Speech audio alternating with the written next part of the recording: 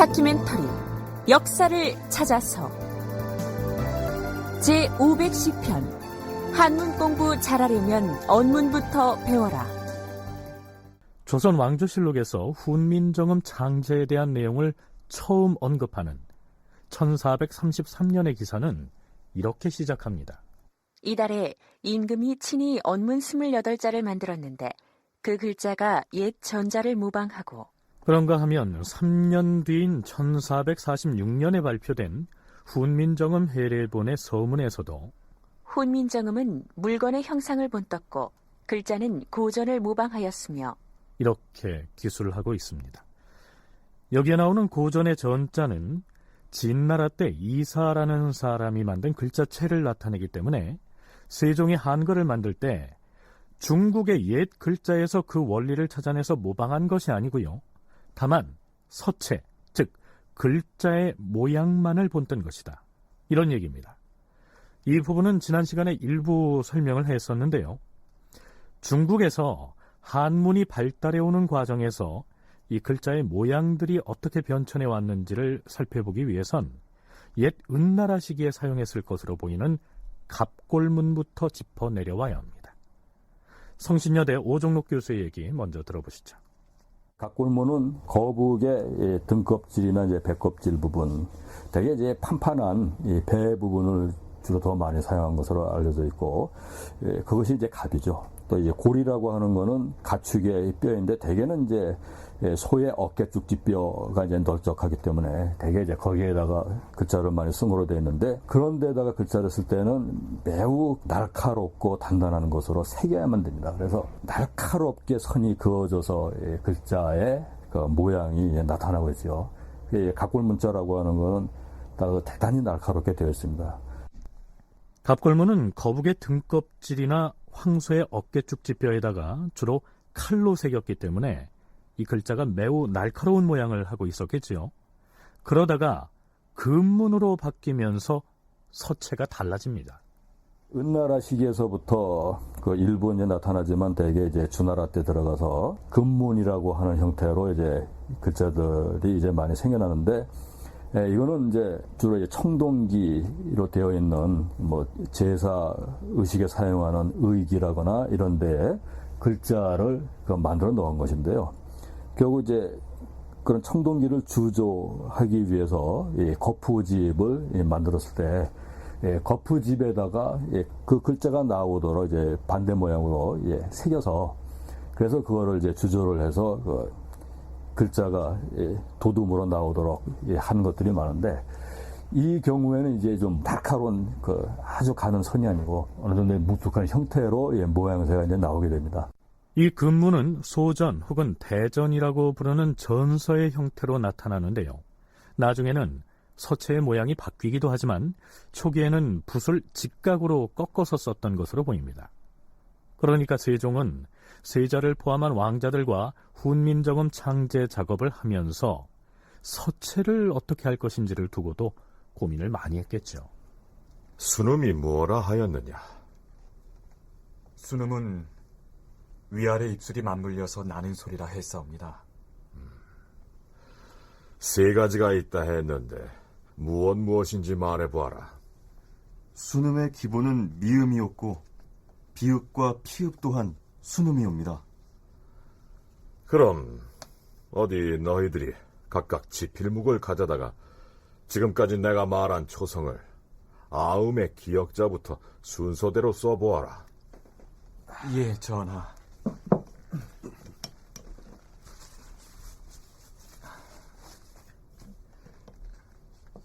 하운데 전하, 기역자를 쓰고자 할 때 가로로 그었다가 세로로 꺾을 때 붓질을 어떻게 해야 할지 모르겠사옵니다.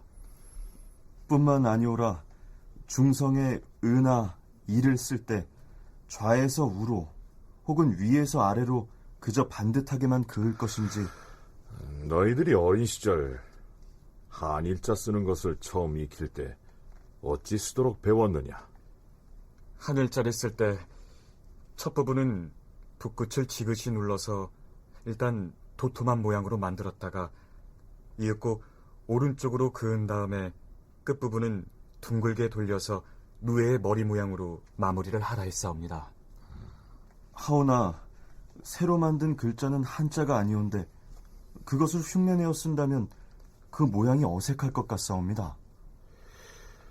글자를 처음으로 만드는 것이니 서체 역시 새롭게 정해야 한다. 이 말이렸다. 그러면 새로 만든 글자의 모양을 정하는 데 있어서 참고로 삼을 만한 서체들을 상고해 보는 것이 좋을 것이다. 옛 은나라의 갑골문에서부터 진나라의 금문에 이르기까지 글자체의 모양들을 모두 살펴볼 터이니 글자의 모양이 각각 다른 서책들을 두루 가져와 보도록 하라. 예, 전하. 자, 이러한 검토 과정을 거쳐서 옛날 진나라의 전서체를 모방하기로 정했는데요. 이를 두고 훈민정음 서문 등에서는 옛 고자에다 전서를 의미하는 전자를 써서 고전을 모방했다. 이렇게 기록하고 있는 것이죠. 요즘도 한글 서예작품 전시장에서 흔히 볼 수 있는 훈민정음체, 바로 그것입니다. 그러니까 정리해서 얘기하자면 훈민정음은 고전을 모방했다. 이 말은 문자의 제자의 원리나 활용 등과는 아무런 관련이 없고요. 단지 한글 창제 당시의 서체, 즉 폰트를 옛 중국의 전서체에서 본따왔다. 이런 얘기입니다. 세종 29년 서기론 1447년에 해당하는데요. 이해 9월에도 한 가지 의미 있는 작업이 이루어집니다. 동국정운을 간행한 것입니다. 이 책은 모두 6권으로 이루어져 있는 의문서인데요.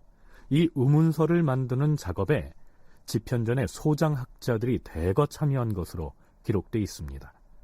신숙주가 쓴 서문에는 이 작업에 참여한 면면들을 이렇게 소개하고 있습니다. 주상 전하께서는 집현전 응교 신숙주와 수집현전 직제학 최항, 수직집현전 성산문과 박팽년, 수집현전 교리 이계, 수이조정랑 강희안, 수병조정랑 이혈로, 수승문원 교리 조변한, 승문원 부교리 김증에게 명하시어서 세속의 습관을 두루 채집하고 전해오는 문적을 널리 상고하여 널리 쓰이는 음의 기본을 두고 옛 의문의 반절법에 맞추어서 자모의 칠음과 청탁과 사성을 연구하게 하시어 옳은 길로 바로잡게 하시었다. 그러나 신등의 재주와 학식이 얕고 짧으며 학문 공부가 좁고 비루함에 뜻을 받들기에 미달하여서 매번 지시하심과 돌보심을 번거로이 하게 되었으며 신숙주, 최항, 성산문 등 9명이 이 의문서 편찬 작업에 참여한 것으로 되어 있는데요. 이들은 세종이 지시한 바를 이해할 정도의 의문 지식을 갖추고 있지 못해서 임금에게 자주 문의하고 결제를 받는 등 번거롭게 했다. 자, 이런 기록으로 미루어서 문자와 의문에 대한 세종의 학식이 얼마나 깊었는지를 짐작하게 합니다. 세종실록에 올라있는 동국정운의 서문은 아주 장문인데요. 신숙주가 쓴 그 서문의 일부를 요약해서 소개하면 이렇습니다. 대저 세상에는 음이 다르고 같음이 있는 것이 아니라 사람이 다르고 같음이 있는 것이며 사람이 다르고 같음이 있는 것이 아니라 지방이 다르고 같음이 있는 것이다. 대개 지세가 다르면 거기 사는 사람들의 풍습과 기질이 다르며 풍습과 기질이 다름으로써 호흡하는 것이 다르니 동남지방에 사는 사람들의 입술의 움직임과 서북지방 사람들의 볼과 목구멍의 움직임이 다른 것이어서 글의 뜻으로는 비록 통할지라도 성음으로는 같지 않게 되는 것이다. 우리나라는 풍습과 기질이 이미 중국과 다르니 사람들의 호흡이 어찌 중국음과 서로 합치되겠는가? 그러한즉 말의 소리가 중국과 다른 것은 당연한 이치이고 글자의 음에 있어서는 마땅히 중국음과 서로 합치될 것 같으나 호흡이 돌고 구르는 사이에 나타나는 가벼움과 무거움, 열림과 닫힘의 동작이 달라서 글자의 음이 또한 따라서 변하게 된 것이다.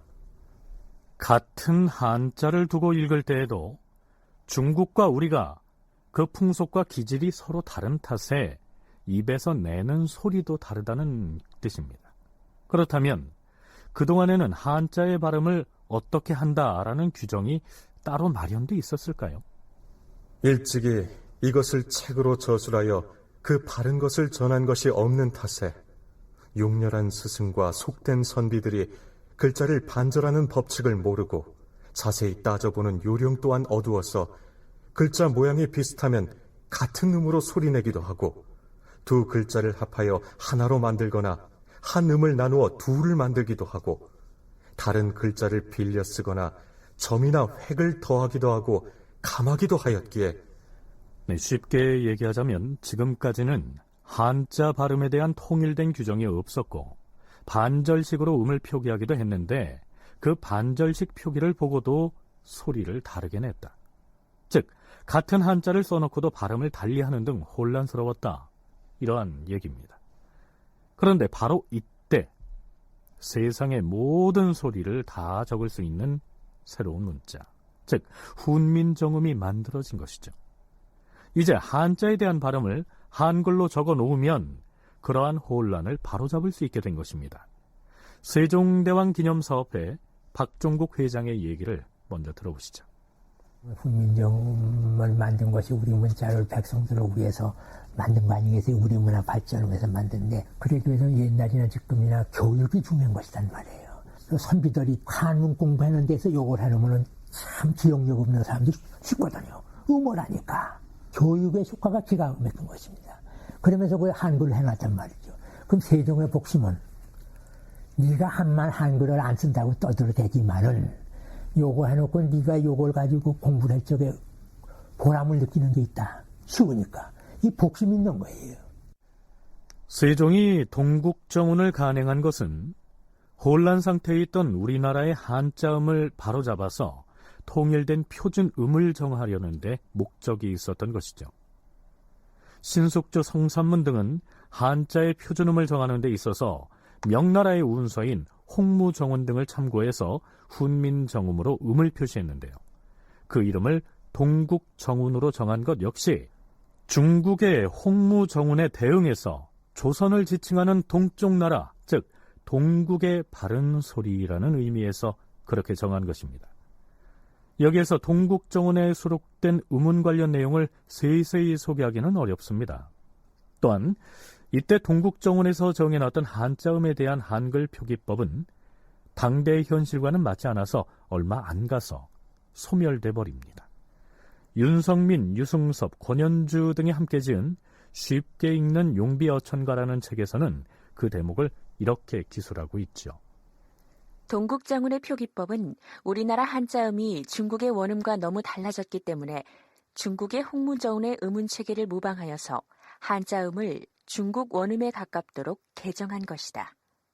그런데 동국정운식 한자음은 세종 당시의 우리의 한자음을 중국의 한자 원음에 가깝도록 중국 운서를 토대로 한 인위적인 것이었으므로 실제 통용된 한자음과는 거리가 멀었다. 따라서 동국정운식 한자음은 세종과 세조 때의 문헌에만 적용되고 세조 이후로는 소멸되었다. 동국정운식 한자는 훈민정음 언해본과 석보상절엔 나타나지만 1481년에 발간된 두시언해에는 나타나지 않는다. 예를 들면요. 편할 편자의 발음은 변, 윗상자의 발음은 쌍, 걸음 보자의 발음은 뽕 이렇게 적는 방식인데요. 이것은 중국의 원음에 가까운 것입니다. 그리고 이 성음법에 따르면 초성, 중성, 종성을 반드시 구비해야 하기 때문에 초성과 중성으로 끝나는 글자의 경우에도 받침으로 음가가 없는 꼭지 달린 이응을 꼬박꼬박 붙여야 했습니다. 훈민정음 서문을 보면 임금이 직접 만든 훈민정음이라는 의미의 한자어인 세종어제 훈민정음을 생종엉쟁 훈민정흠 이렇게 적어놨는데요. 여기에서 생과 엉과 쟁에 붙은 받침은 이응이 아니고요. 음가가 없는 꼭지 달린 이응입니다. 한자말을 중국 원음과 가깝게 발음하도록 표기를 하다 보니까 이렇게 된 것이죠. 어찌됐든 세종은 동국정운을 편찬하게 함으로써 자신이 새로 창제한 문자인 한글을 적극적으로 활용하고 보급하려고 노력을 했던 것입니다. 네, 지금부터는 세종이 훈민정음을 창제한 뒤에 백성들에게 널리 사용하게 하기 위해서 어떠한 노력을 했는지를 살펴보도록 하겠습니다. 세종 28년 1월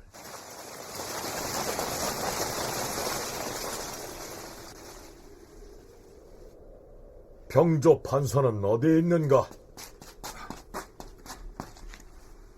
예, 주상전하, 납치셨사옵니까? 총통위의 군사가 모두 몇 명인가? 총 800명이옵니다.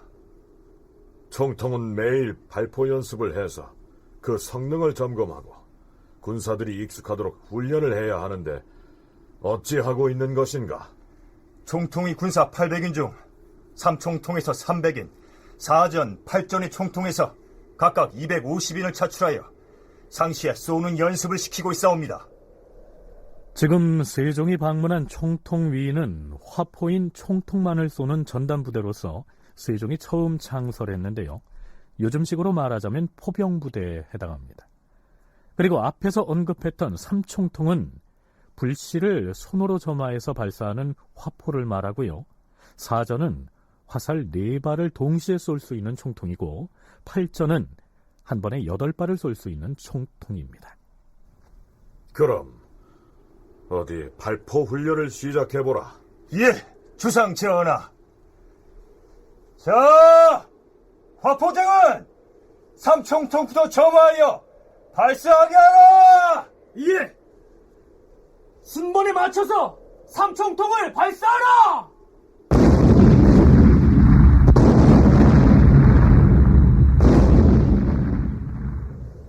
자, 이게 훈민정음을 얘기하다가 갑자기 화포 얘기를 꺼내서 의아했을 텐데요. 시간을 좀 더 뒤로 물러서 서기 1466년으로 건너가 볼까요? 대사헌 양성지가 총통 등록에 관한 상소문을 올리는데, 총통 등록이란 화포 제조법과 화약 사용법에 관한 병기 기술을 썹니다. 전하, 총통 등록은 국가의 비밀 문서이온데 춘추관에 한 건이 있고 문무로에 21건이 있사오며 홍문관을 통해 내전으로 한 건을 들여가 싸우며 군기감에 또 몇 건이 있사옵니다. 만일에 간첩이 이것을 훔쳐서 이용을 한다면 그 피해가 이루 말할 수가 없을 것이옵니다.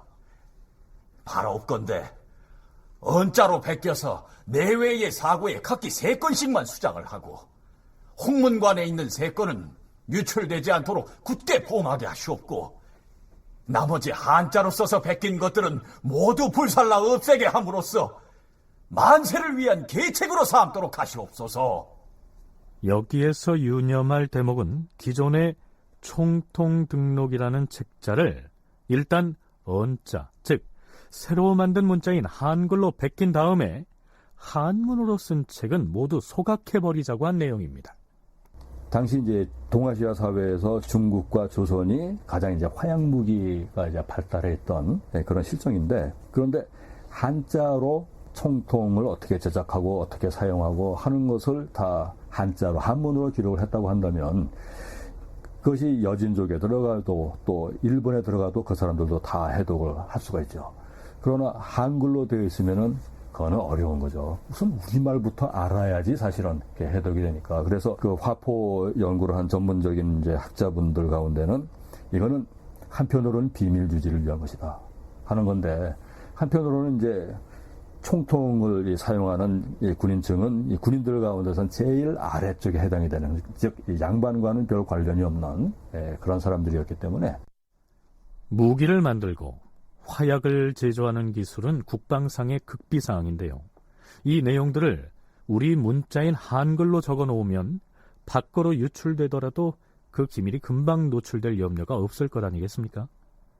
뿐만 아니라 직접 현장에서 화포 제작이나 화약 제조 등을 담당하는 사람들은 양반 계층이 아니어서 어려운 한문으로 써놓으면 제대로 해독하지 못할 수가 있기 때문에 쓰기 쉽고 읽기 쉬운 한글로 다시 베껴 썼을 것이다. 이러한 내용입니다. 그렇다면 훈민정음이 반포된 직후부터 백성들이 새로 만들어진 이 글자로 문자 생활을 하게 됐을까요? 대개 이제 한글은 쉽고 시간이 덜 걸리는 거 아니겠습니까? 슬기로운 사람은 하루아침에 깨친다고 그랬고, 늦어도 웬만한 사람은 일주일이면 뭐 정한다고 그랬으니까, 대개 이제 부녀자들이 요새는 뭐 과학 기적에서 문명이 발달해가지고 할 일이 다 기계가 해줍니다만, 옛날에는 잠을 제대로 잡니까? 뭐 발효질, 일삼, 부홍일 뭐 이래다 뭐 시간이 없죠. 그래도 이걸 좀 세상 돌아가는 알고 총기 있는 사람도 머리 있는 여자들이 있지 않습니까? 그러면 그냥 나름대로 어깨너머 공부를 해도 이렇게 뽑아가지고 책 읽는 거 보면 그 국민에게 안 나온 분도 기가 막히게 있습니다. 아유, 온양댁은 친정 다녀온 지 꽤 오래됐지? 1년이 다 돼가네요, 형님. 아버님이 요즘 편찮으시다는데. 편지라도 한 통 써서 인편으로 보내지 그려. 아유, 글자를 알아야 편지를 쓰든 말든 하죠. 까먹는 처지에. 아이고, 자네도 원문을 배워봐. 아이고, 나 같은 여자가 무슨 놈의 글자를. 아이고, 왜? 자네같이 눈썰미 좋은 사람은 사나흘이면 배울 수 있는 것이 원문이라니까 그려. 설거지 나중에 하고 이쪽으로 와서 앉아봐. 내가 부지깽이로 가다가 몇 글자 가르쳐줄 테니까. 아유, 정말이에요, 형님? 아이고, 좋아라. 자, 요렇게 생긴 것을 무엇이라 하느냐 하면 기역이라고 하는 것이요. 나락배는 나처럼 생겼구먼요. 기역. 그지? 이 기역자 옆에다가 요렇게 붙이면 가. 그리고 이렇게 붙이면 가. 이것을 붙이면 거. 또 요렇게 하면 겨. 이렇게 되는 겨. 나도 한번 써봅시다. 이렇게 하면 기역인데, 그치? 그 옆에다 요렇게 하면 가짜가 된다 이 말이죠. 아유, 그려. 그 가마 타고 시집 간다고 할 때 그 가짜라니까. 그 가만히 할 때 쓰는 그 가짜 말이야. 아유, 그럼 마음에 안 드는 사람한테 저리가 할 때도 요 놈을 딱 써서 보여주면 되겠네요. 그렇지. 그러고 말고. 자, 그렇지만 비록 한글이 배우기 쉽고 쓰기 쉬운 글자라고 하지만 앞의 드라마에서처럼 여자들이 한글을 본격적으로 배워서 편지도 쓰고 일기도 쓰고 했던 것은 사회 경제적으로 많은 변화가 생긴 17세기 이후부터였습니다. 흔히 여성들과 불교 쪽에서 한글 보급에 선구적 역할을 했던 것처럼 얘기하지만 사실은 그게 아닙니다. 오종록 교수의 견해가 그러합니다. 한글의 사용이 이제 서서히 확대돼 나가는데요. 그 과정에서 여성과 불교가 꽤 중요한 역할을 했다라는 이 생각을 하는 사람들이 있는 것 같습니다. 그런데 이런 생각은 그 결과를 원인으로 바꾸어서 주장한 것이 아닌가 하는 생각을 저는 하는데요. 대체로 뒷날에 역사적으로 한글과 한글 창제에 대한 가치가 이제 높게 평가되니까 결국은 여성계 쪽에서는 그 여성들이 중요한 역할을 했다. 또 불교계에서는 불교가 중요한 역할을 했다 하는 주장들도 하게 된 것으로 이제 생각을 합니다. 그러나 역사적 실제와는 별로 맞지를 않습니다. 실제 역사적 사실로 보면은 한글의 수용은 지배층에게서 먼저 이루어졌습니다. 서민층보다는 지배층에서 새로운 문자인 한글을 먼저 익히고 활용했다는 사실은 좀 의외로 들리지 않습니까?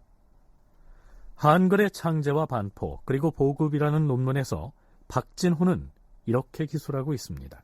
한문을 공부할 기회가 없는 일반 백성들도 문자 생활을 영위할 수 있도록 하겠다는 세종의 취지는 당시의 분위기에선 매우 파격적이고 개혁적인 것이었으며 그런 생각이 실현되는 데에는 많은 시간이 걸렸다. 우선 지배층은 한문을 사용한 공식적인 문자 생활을 여전히 유지하였고 여기에 한글이 침투할 여지는 거의 없었다. 백성들이 국가의 문서를 제출할 때에도 한자를 이용하여 이두만으로 작성하도록 하였다. 한글로 작성한 문서는 국가에서 문서로서의 효력을 인정해주지 않는 것이 보통이었다. 물론 한글을 창제하고 나서 초기에 이랬다는 것입니다. 그럼에도 불구하고 한글에 대한 거부 심리가 강했을 것으로 생각되는 지배층에서 오히려 한글을 먼저 배우고 사용했다는 것은 무슨 뜻일까요? 어릴 때 한자를 익히는데 한자 익히기에 앞서서 한글을 배우는 것이 매우 중요하고 효과적이기 때문이죠. 요 이제 천자문에 보면은 하늘 태연 따디 뭐 이렇게 옛날식으로 표기된 것들을 이제 볼 수가 있는데요. 이렇게 한글이라고 하는 거는 바로 이제 소리 자체를 그대로 이제 우리말 소리 자체를 문자로 옮기는 것이기 때문에 그것으로 이제 그 한자 음들을 또 훈들 한자의 뜻과 소리 이거를 풀어놓은 것을 먼저 한자를 익히고 그걸 보게 되면은 자연스럽게 이제 한자도 이제 익힐 수가 있는 거죠.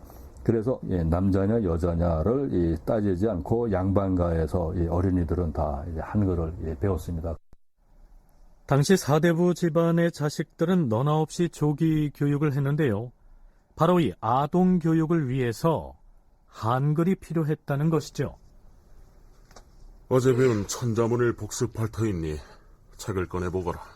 예, 아버님. 여기 꺼냈사옵니다. 이것이 무슨 글자라 했는고? 천자이옵니다. 무슨 뜻이더냐? 그것은 하늘을 가리키는 말이옵니다. 그러면 이것은 무슨 글자이더냐? 그것은 땅을 가리키는 지자이옵니다. 옳게 알고 있구나. 그러면 이 세 번째에 있는 글자를 읽어보아라.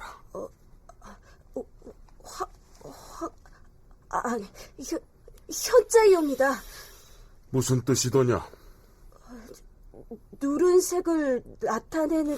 정신을 어디 두고 있는 것이냐? 잘못했사옵니다, 아버님. 누른색을 뜻하는 글자는 황자라 했고 여기 이것은 검은색을 뜻하는 현자라 하지 않았느냐? 벌써 며칠째 배웠는데도 이리 쉬운 글자의 음과 훈을 자꾸 잊어버리네. 정말로 걱정이로구나. 아비가 하루 종일 곁에 앉아서 불러줄 수도 없고. 이런 애로가 있었는데요. 한글이 창제되고 나서부터는 한자 밑에다가 한글로 그 글자의 음과 훈을 일일이 적어두고 문장 전체의 뜻도 한글로 따로 적어둘 수가 있었으니까 아이가 일단 한글을 배우고 난 다음에 한문 공부를 시작을 하면 혼자서도 읽고 쓰는 공부를 할 수가 있었던 것이죠. 하늘 천 따지 거물현 누루와 지부 집주 넓을 홍 거칠화 하늘은 위에 있어 그 빛이 검고 땅은 아래에 있어서 그 빛이 누르니라. 하늘과 땅 사이는 넓고 커서 그 끝을 헤아릴 수가 없도다. 갓난아기 우는 소리와 안악들 배 짜는 소리와 자식이 책 읽는 소리가 세상에서 가장 듣기 좋은 삼길성이라 했거늘 과연 그러하구나. 이 모두가 언문 덕분이로다. 그러니까 초기의 한글은 역설적이게도 중국에 대한 4대 모화 사상에 젖어있던 지배층 사대부들이 자식들에게 한문을 잘 가르치기 위한 수단으로 적극 활용했던 것이죠. 그러다가 양반가의 부녀자들이 한글을 배워서 편지도 쓰고 일기도 쓰고 시문도 짓는 단계로 발전해 나갔던 것입니다. 양반가에서 자기의 어린 자제들에게 그 가장이 어디 멀리 가서 여행을 했다거나 하면서 또는 유배지에서도 그렇고요. 그때 그 집에 있는 어린 자녀에게 글을 보낸다거나 또는 이제 부인에게 글을 보낸다거나 할 때 한글로 서신을 보내게 되는 이유는 다 이제 거기에서 비롯됩니다. 그리고 또한 한글로 된 문자 기록은 왕실의 여성들도 이제 많이 남긴 것을 볼 수가 있고, 이거는 최고 지배층 쪽에서부터 사실은 한글의 수용과 이제 사용이 이루어졌다 하는 것을 우리가 이제 짐작을 할 수가 있는 거죠. 결국 여성들도 문자를 익히게 되었다 하는 거는 이제는 여성들도 일종의 문화 활동이 이제 가능해졌다. 내지 이제 정신적인 활동을 전보다 더 많이 할 수 있게 되었다. 정리하자면 훈민정음이 창제됐을 당시에 가장 심하게 저항했던 지배층이 오히려 한글을 먼저 받아들이고 그 사용과 보급을 확대해 나갔다. 이러한 얘기가 됩니다. 좀 뜻밖이지 않습니까? 그런데 시간을 좀 더 뒤로 돌려서 연산군 시기에 이르면 연산군의 폭정을 폭로하고 고발하는 벽서나 투서가 나도는데요. 그 투서와 벽서들은 한결같이 한문이 아니라 한글로 쓴 것들이었습니다. 누가 보라고 그것을 한글로 썼을까 하는 것을 이제 추정을 할 수가 있죠. 즉, 그거를 써서 붙이는 사람들, 이들은 그 당시의 서민층은 아니겠죠. 그러나 그 써붙인 것을 읽는 것은 서민층이겠죠. 실제로 한글 사용이 확대되어 나가는 과정에 대해서는 잘못된 판단들을 하는 것 같은데요. 서민들이 이제 한글에 대해서 어느 정도 배우고 할 수 있게 되는 것은 17세기 후반 이후 사회경제적으로 상황이 많이 바뀌어가는 그런 시점에서부터야 어느 정도 가능해졌다고 보입니다. 그래서 아마 16세기까지만 하더라도 대체로 관과 관련을 가지면서 생활을 하는 그런 사람들이라야 아마 한글을 좀 익히고 어느 정도 알았을 것이다라고 판단이 됩니다. 이 투서가 나오게 된 배경에 대해서는 나중에 연산군 시기를 방송할 때 다시 살펴보겠습니다만, 연산군의 비행을 조목조목 지적할 만한 사람이라면 당연히 지배층의 일원이었을 텐데요. 그런 사람이 왜 자기들이 고급 문자로 숭앙해 오던 한자가 아닌 이른바 언문으로 그러한 벽서를 붙였을까요? 스스로의 신분을 감추려고 그랬겠죠. 그러니까 연산군 시기까지만 해도 지배층의 사대부들에게 한글은 자신들의 신분을 감추기 위해서 사용하는 그런 주변부의 문자였다. 이렇게 이해할 수가 있겠죠. 세종은 당시 한문 중심의 문화 여건 속에서 어떻게 하면 훈민정음을 관리나 일반 백성에게 널리 알려서 사용하게 할 것인가를 두고 고심하지 않을 수가 없었겠죠. 그래서 훈민정음이 한문에 대한 보조적이고 종속적인 문자가 아니라 독립적이고 자주적인 문자임을 드러내기 위해서 출판 사업을 추진합니다. 용비어천가, 석보상절, 월인천강지곡 등을 지어서 펴낸 것이 그것이었습니다. 용비어천가는 제일 먼저 그 우리말로 표기 쓰는 아주 시험작으로서 떳떳이 보여줄 수 있는 것이면서도 그것은 한자는 한자를 그대로 쓰고 우리 토박이말 용어는 토박이말대로 써서 나옵니다. 그런데 두 번째 나온 것은 석보상절인데 그거는 한자 용어는 한자를 먼저 쓰고 거기다 우리 한글로 써 음을 다루 나왔다. 조그맣게. 우리 토박이말은 토박이말대로 썼어요. 그것이 문자를 만들고 변경해내려는 하나의 개혁적인 두 번째 예고. 그 다음에 세종께서 그걸 보시고 만든 것이 월인천강지곡인데 이건 세종이 직접 그걸 다 지서 600곡을 지신 거예요. 거기에 보면은 그거는 한자 용어도 오늘날과 마찬가지로 한자를 먼저 쓰는 게 아니에요. 한글을 먼저 씁니다. 한글 전용입니다. 한글은 크게 쓰고 한자는 조그맣게 가르는 거죠. 이렇게 나오는 것입니다. 자, 그렇다면 훈민정음으로 지어진 최초의 작품으로 널리 알려진 용비어천가는 언제, 어떤 과정을 거쳐서 만들어졌을까요? 불이 깊은 남간 바람에 아니 밀새 꽃 좋고 여름 하나니 샘이 깊은 물은 가말에 아니 그칠새 내히 이러 발아래 가나니. 네, 고등학교를 다닌 사람이라면 박정국 회장의 육성으로 들려드린 이 내용 기억하실 겁니다. 그 유명한 용비어천가 제2장이지요. 그 내용에 대해서는 다음 시간에 알아보기로 하겠는데요. 그렇다면 세종은 언제부터 용비어천가를 지어야겠다고 생각했을까요? 자, 이제 백성들이 누구나 쉽게 배워서 읽고 쓸 수 있는 우리 글자를 만들었으니 과인은 이 글자를 널리 알리기 위해 우리의 조상들이 음덕을 쌓아서 조선 왕조를 개창하게 된 내력을 훈민정음으로 노래하고자 하는 것이다. 세종이 한글 창제 이후에 백성들로 하여금 세 글자인 훈민정음을 널리 읽고 쓰게 하기 위한 사업의 일환으로 용비어천가를 지어야겠다고 생각했을 것이다. 이렇게 알고 있는 사람들이 많은데요. 그게 아니었습니다. 세종이 용비어천가를 지어서 세상에 널리 알려야겠다고 생각하고 그 준비 작업에 착수한 것은 훈민정음이 세상의 모습을 드러내기 훨씬 이전이었습니다. 오종록 교수는 세종이 용비어천가를 편찬하기 위해서 그 준비 작업을 시작한 시기를 한글이 만들어졌던 1443년보다 5년이나 앞선 1438년이었다고 얘기합니다.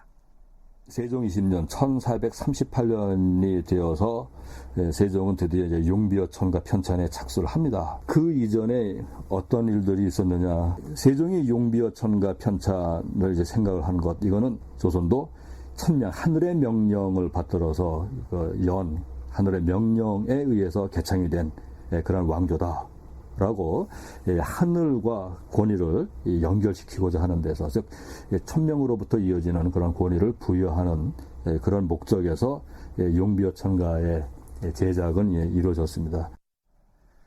세종은 조부인 이성계가 역성혁명을 일으켜서 고려 왕조를 무너뜨리고 새로운 왕조를 개창한 것이 하늘의 뜻이었음을 천명함으로써 조선 왕조의 정통성을 분명히 해야겠다고 생각했고요. 그것이 용비어천가로 나타난 것이다. 이런 얘기죠. 세종은 왕자들과 더불어서 새로운 문자를 만드는 작업을 진행하면서 이미 용비어천가를 구성하고 있었습니다. 오늘은 이만할 터이니 가지고 왔던 운서들을 잘 챙겨서 보관하도록 하라. 예, 전하.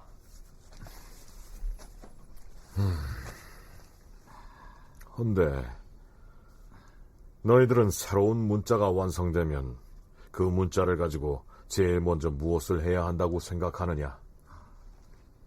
그야 당연히 새로 지은 문자를 갖춰가지고 종묘에 찾아가서 조상님들께 구하고, 그런 다음에는 소자들이 직접 저자에 나가서 하고 싶은 말이 있어도 글을 몰라 고하지 못하였던 어리석은 백성들에게 쉽게 익혀서 쓸 수 있는 글자가 생겼음을 널리 알리겠사옵니다. 유생들에게 세 글자를 익히게 해서 문과시험 과장에 세 글자로 된 시제를 내걸었으면 좋겠사옵니다. 또한 의정부와 육조에 명하여 전하께 올리는 공문서를 새로운 글자로 작성하여 올리게 할 수 있다면 참 좋을 것이라 사료되옵니다. 너희들이 말한 일들은 새 문자를 짓는 일이 완성되면 반드시 해야 할 일들이다. 그런데 전하께서는 새 문자를 가지고 제일 먼저 무엇을 하시고 싶으시옵니까? 과인은 뿌리를 튼튼히 하는 일에 착수할 것이니라. 뿌리를 튼튼히 하신다 하면 나의 조부이시자 너희들의 증조부이신 태조께서 고려 왕조를 멸하고 조선을 세운 것이 하늘의 뜻임을 올리는 시를 지어서 백성들에게 널리 알리는 일을 제일 먼저 해야 할 것이니라. 그러자면 무엇을 준비해야 하겠느냐? 태조의 위대함을 찬송하자면 우리 태조께서 고려 말에 어떤 활약을 하셨는지를 일일이 조사하여 그 사례를 수집해야 할 것이옵니다. 이렇게 해서 고려 말에 이성계가 무장으로서 외적을 물리친 사례들이 영웅서사시의 형식으로 용비어천가의 주요 내용을 차지한 것입니다. 용비어천가의 내용에서 가장 중요한 것은, 이건 고등학교 이상의 그 학교 교육을 받은 분들은 아마 거의 대부분 다 아실 거예요. 역시 그 태조가 여러 외적을 물리친 그런 이제 군사적인 업적, 그리고 그에 앞서서 이 하늘이 내린 태조 이성계의 탁월한 무예 능력, 이것을 많은 사람들이 이제 익숙하게 듣도록 하려는 그런 내 목적이 있습니다. 용비어천가는 우리는 지금 이제 주로 책으로 보지만 말 그대로 용이 올라가서 어천, 하늘이 그 용에 해당이 되는 그런 중요한 존재들을 이 땅에 내려보내서 백성들을 다스릴 수 있도록 했다라는 것을 담은 노래인 것이죠.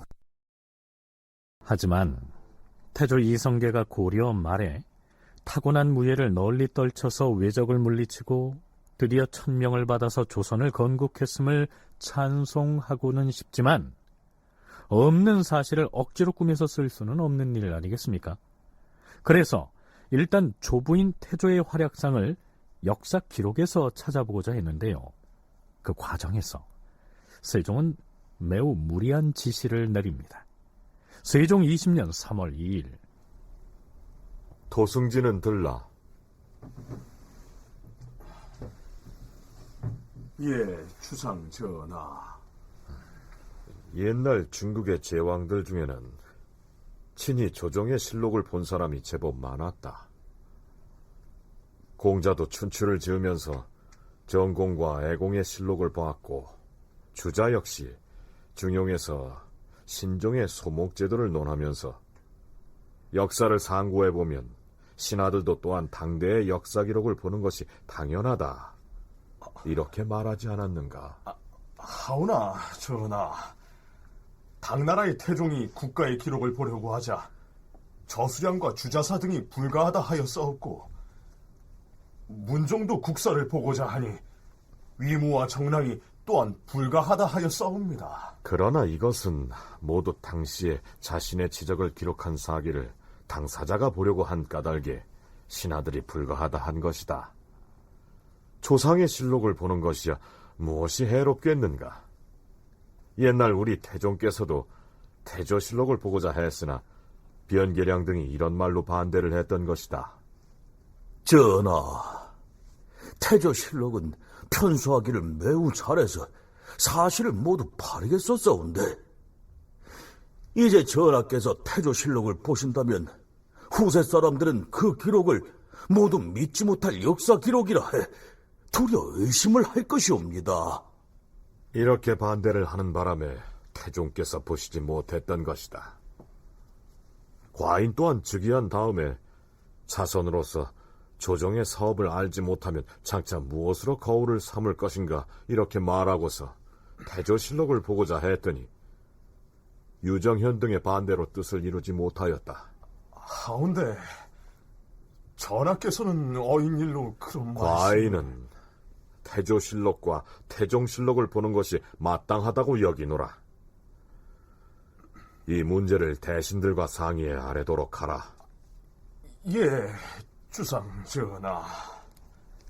그런데 도승지 신인 손으로부터 세종의 뜻을 전해들은 대신들은 펄쩍 뜁니다. 특히 영의정 황희가 앞장서서 반대를 하고 나섭니다. 주상 전하, 중국의 역대 임금들 중에 비록 조정의 실록을 본 사람이 있다 하더라도 그것은 본받을 일이 아니옵니다. 탕태종이 사기를 보고자 하였을 때 저수량과 주자사 등이 무엇라 하였사옵니까? 폐하께서 혼자서만 본다면 문제가 없겠지만은 만약 역사 기록을 보는 이 관행이 자손에게 전해지게 되면 후세에 그런 일도 옳은 것으로 꾸미고 단점을 장점으로 둔갑시켜서 역사 기록을 담당하는 사관은 죽음을 면치 못하는 일이 일어날 것이니 천년 후에는 사람들이 무엇을 믿겠습니까? 이렇게 항변하자 당태종은 포기하였사옵니다. 그래서 대신들의 논의가 어떻게 나왔다는 말이오? 저수량과 주자사가 당태종에게 했던 말과 같사옵니다. 그 두 신하는 모두 명신이라고 이름난 사람이니 그의 말은 반드시 본받을 바가 있을 것이옵니다. 만약 당태종의 일을 본으로 삼아 경계하고자 한다면 실록을 보아서는 아니 될 것이옵니다. 만일 전하께서 기어이 실록을 보신다면 신들의 마음이 편치 못할 것이오며 또한 타당한 일도 아니라 여기옵니다. 알겠소. 세종은 대신들의 반대에 부딪혀서 일단은 물러섭니다. 하지만 그렇다고 해서 선대 임금들의 실록을 보겠다는 의지를 완전히 접은 것은 아니었습니다. 이틀 뒤에 세종실록 기사를 보면 이런 내용이 나오죠. 임금이 춘추관에 명하여 태종께서는 태조실록을 열람한 적이 있나 없나를 상고하여 아뢰도록 하였는데 춘추관에선 열람한 적이 없다고 아뢰었다. 태종이 태조실록을 본 적이 있었다면 그것을 근거로 삼아서 자신도 태조실록과 태종실록을 보려고 했겠죠. 다시 닷새 뒤인 3월 9일째 실록 기사를 보면 또 이런 내용이 올라 있습니다. 임금이 제주도에서 소의 공납을 폐하게 된 이유를 상고해서 아뢰도록 하였는데 임금이 승지에게 명한 내용은 이러하였다. 과인이 들으니 제주에는 소가 많이 생산된다는데 근래에는 조정에 말만 공납하고 소는 공납하지 아니하였다. 과인이 근래에 태조실록을 보니 제주에서는 해마다 소와 말을 공납했다. 이렇게 돼 있다. 그런데 어느 때부터 소를 공납하는 것을 폐하였는지 알 수가 없다. 전번에 과인이 소를 공납하는 법을 세우고자 했으나 그때 한두 신하가 그만두도록 청하였기에 중지했으나 소의 공납을 폐하게 된 사유를 상고해 계달하도록 하라. 결국은 세종이 대신들의 반대를 무릅쓰고 태조실록을 봤다는 얘기입니다. 이 세종은 이제 그 1438년 용비어천거 편찬에 착수할 때 먼저 이 태조실록을 가져오도록 해서 그걸 살펴봤습니다. 그런데 이때 당연히 이제 신료들이 아주 거세게 반대를 했는데 그런데 결국 태조실록을 가져다가 봤어요. 그래서 조선의 군주는 이제 연산군과 같은 폭군이 아닌 다음에는 이 선왕의 실록 기록은 가져다가 보지 않았다 하는 게 뭐 확실한 것처럼 언급이 되지만 그러나 실제 선왕의 실록 기록을 가져다가 살펴보았던 것은 연산군이 아니라 최고의 성군인 세종뿐입니다. 세종을 성군으로 존경하는 입장에서 보자면 불편한 진실일 수도 있겠는데요. 그 목적이 어디에 있었든 세종은 금기였던 선대 왕의 실록을 열람한 최초의 임금인 셈입니다. 세종이 자신의 조부인 태조의 실록을 열람한다는 것은 한편으로는 아버지인 태종의 행적에 관한 기록을 살펴본다는 의미도 됩니다. 태조 마렵의 이방원이 세자이던 어린 이복 동생을 죽이고 권력을 찬탈했던 이른바 왕자의 난을 사관들이 어떻게 기록했을 것인지 세종으로서는 많이 궁금했겠죠. 결국 세종은 태조실록을 열람한 다음에 실록의 내용을 더 보태기도 하고 고치기도 합니다. 태조실록을 수정 중보해야 했던 핵심적인 이유는 두 가지인데요. 하나는 이제 태조의 잠저 때의 일, 그러니까 태조가 왕위에 오르기 전에 고려 말에 행한 일들, 이게 너무 적다 하는 것이 이제 첫 번째 이유고, 두 번째는 태종의 능의 명칭이 이제 헐릉인데요. 그 헐릉의 비문에 첫 번째 왕자인 한때 태종의 행적이 참남되게 기술이 되었다 하는 겁니다. 그래서 태종이 그 뭔가 문제가 있는 행동을 한 것처럼 그렇게 기록이 되었다. 이게 이제 또 하나의 이유였습니다. 그런데 이제 두 번째 사안은 신계라고 하는 이가 이제 문제를 제기한 데서 이제 촉발이 되어서 맨 처음 태종의 치적이 잘못 기록됐다고 지적하고 나선 인물은 좌찬성 신계였습니다. 참고로 신계가 올린 상소문 중에 나오는 무인년은 이방원이 무력을 동원해서 정도전 등을 죽이고 이복 동생인 방석 등을 제거했던 제1차 왕자의 난을 일컫습니다. 전하, 신이 생각하옵건대 지난 무인년에 권력을 쥔 간사한 무리들이 태조께서 환우 중에 계심을 틈타 어린 왕자를 끼고 국권을 전단하려고 꾀하였사옵니다. 또한 밖에서는 정도전 등이 궁전 곁에 일당을 모아놓고 주야로 모의를 하였사옵니다. 그 소문과 세력이 잠못 드러나게 되자 당시 식자들은 모두 이를 우려하고 두려워하였사옵니다.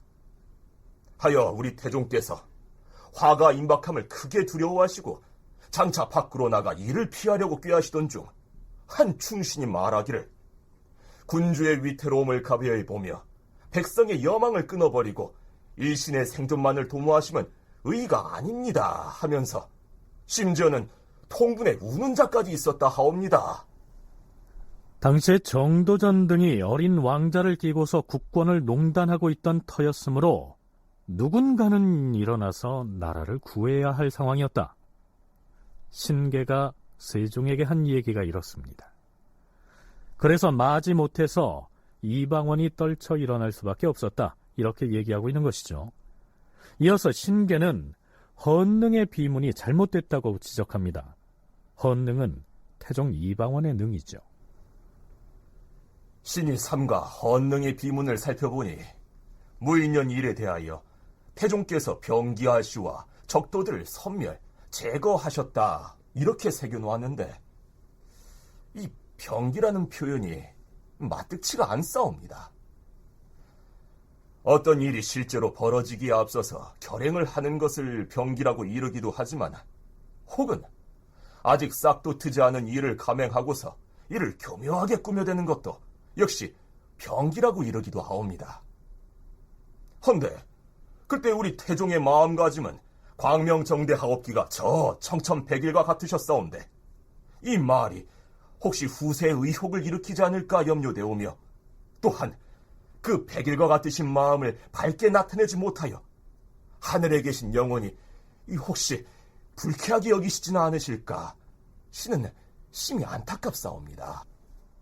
비문이 잘못됐으니까 고치자는 얘기입니다. 우리가 듣기에 신계의 이 발언은 너무나 민망스러워 보이는데요. 그렇다면 세종은 이 상소문을 어떻게 받아들일까요? 임금은 그 일을 매우 중하게 여겨서 상소문을 곁에 둔 채로 수개월 동안이나 내리지 아니하였다. 그러던 어느 날 임금은 도승지 김돈을 은밀히 불렀다.